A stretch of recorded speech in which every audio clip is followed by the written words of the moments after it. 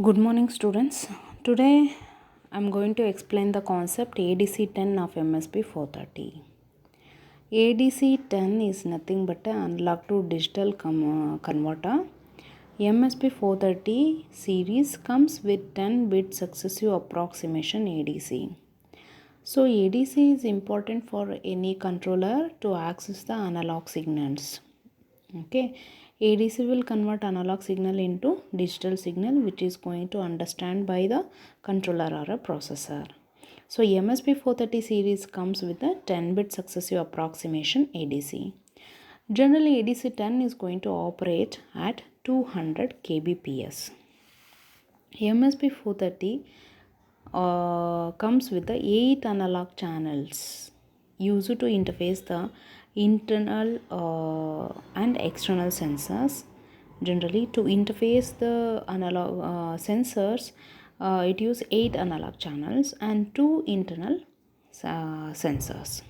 Okay, it has built-in software selectable voltage reference sources. So in this figure, let's see this figure.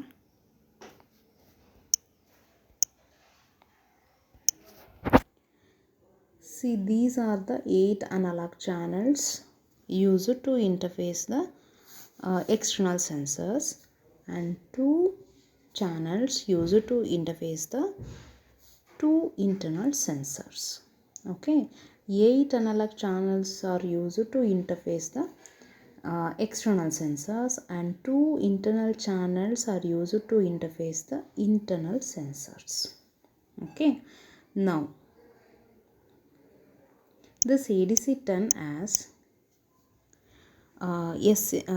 it has a built-in software to selectable voltage reference sources. So here you can observe in this figure, it has a built-in software selectable voltage reference sources. The reference voltage is going to select by itself. So it has a separate software to select the reference sources. Okay, now we are going to discuss about the core of the ADC10. The SAR core, this SAR core is clocked by ACLK, MCLK and SMCLK and ADC10 oscillator. This ADC10 oscillator is going to operate in the range of 5 megahertz and ADC10 select bits. So here you can see that ADC10 select bits are used to, or else this ADC10 select bit on a ADC10 CTLA register is used to select the clock sources. Okay, the selected clock can be driven by this driving circuit. Okay, ADC10 DIVX circuit, or else this one. The selected clock is driven by driver circuit. Then that selected clock is called as a ADC10 CLK.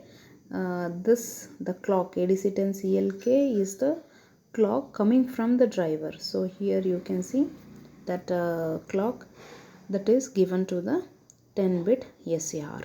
Okay, the ADC10 CLK is a clock coming from the driver to set the sample and hold timing.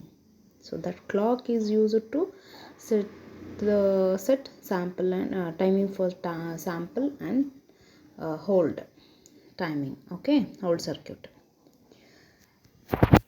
Now